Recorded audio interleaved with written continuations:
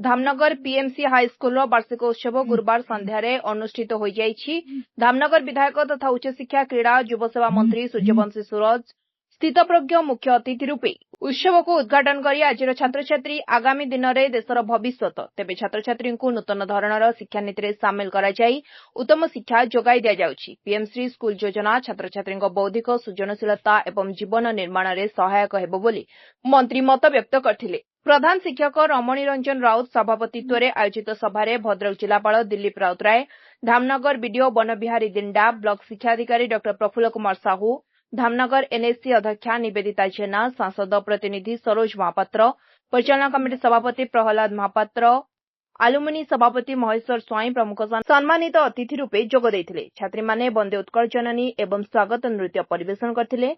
शिक्षक समीर गोस्वामी धन्यवाद अर्पण करथिले। ये पीएमसी स्कूल मान्यता पाइबारे आमको एते संतोषता काहेकि प्राप्त होइछि।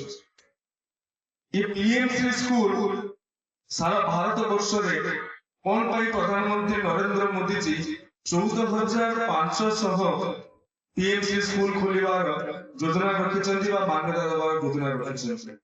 ये पीएमसी स्कूल को कोन पाई टीएम रे प्राइम मिनिस्टर श्री रे स्कूल फॉर राइजिंग इंडिया ये एब्रिविएशन बाय फुल फॉर्म कौन पर दिया जाए schools for rising India. Rising India के भारत का उदय भारतोदय ये भारतोदय केमिति हबो स्कूल मानक माध्यम रे स्कूल में के पढुछन्ति छात्र छात्री माने पढुछन्ति अर्थात आसंता काली आमे भारत वर्षर उदय देखिबा को चाहूछु। आसंता काली भारत वर्ष को शीर्ष देखा चाहूँ।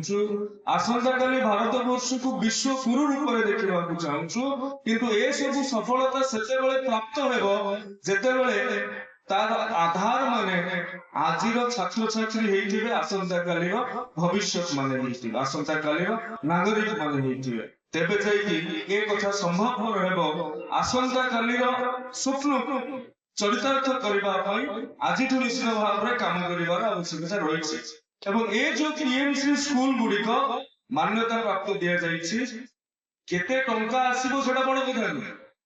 ए वर्ष हमको 12,50,000 टंका मिलछि ये स्कूल उन्नति कल्पे पर्यायक्रमे आसंता वर्ष तापर वर्ष जहाँ आवश्यक हो पीएमसी स्कूल में दुई दिए जेमिति राज्य सरकार गोटे महत्वाकांक्षी योजना गोदावरी आदर्श प्राथमिक विद्यालय सब पंचायत अर्थर बाधा रही। धामनगर प्रदीप महापात्र रिपोर्ट स्वतंत्र ओडिशा लाइव।